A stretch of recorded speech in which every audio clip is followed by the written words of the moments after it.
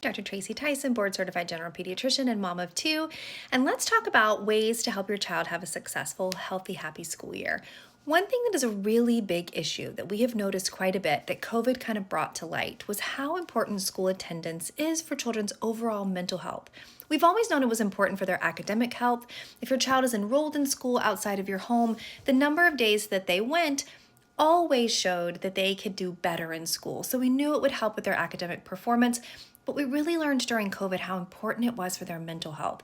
There's a few reasons for this, but some of the reasons why we think it's an issue is because whenever there is a routine, there's an expectation, and the child is not able to meet those expectations, then their level of anxiety goes up, and then they're afraid to go more.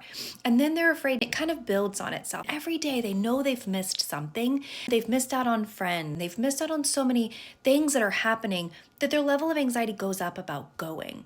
And then they feel bad about themselves, they get withdrawn, and it really is this vicious cycle. Now, there are other reasons for this too, that they're still looking into what exactly is causing it, but this is the one that is the most current theory as well as the one I see the most in my clinic, is it's a snowball effect.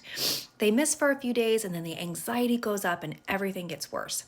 So what are some things that you can do to help prevent this from happening to your child?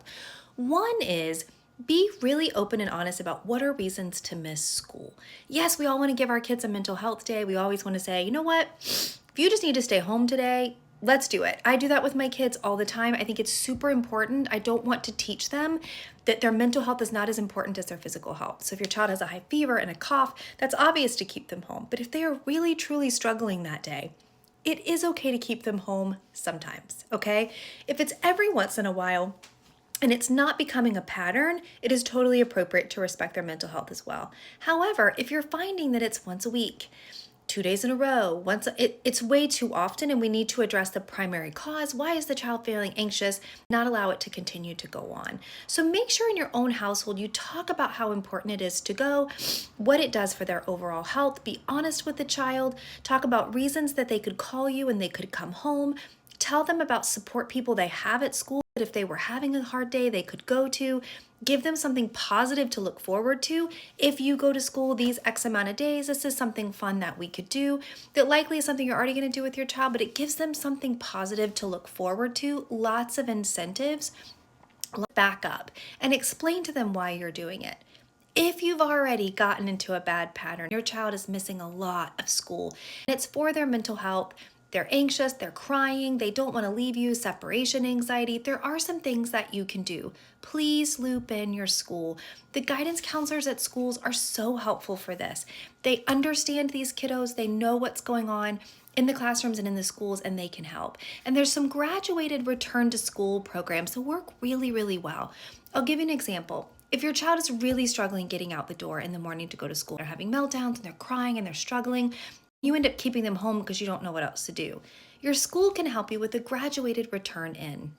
So say the first few days, someone trusted from the school comes out to the car or bus to get the child, takes them to a safe place, give them a few minutes to calm down, escorts them to class. Then maybe goes and checks on them once or twice throughout the day to make sure they're okay and they know they've got someone coming to check.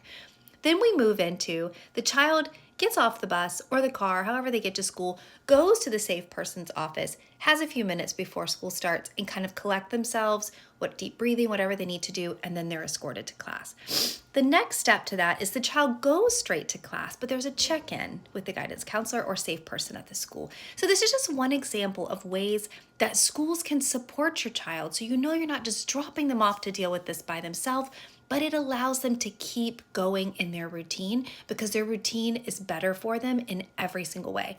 Our kids are behind in education because of the issues that we had during the pandemic, and then because of so many other psychosocial issues, as well as our mental health is suffering. And we know for a fact that the more often they're in school, supported in schools, the better they do.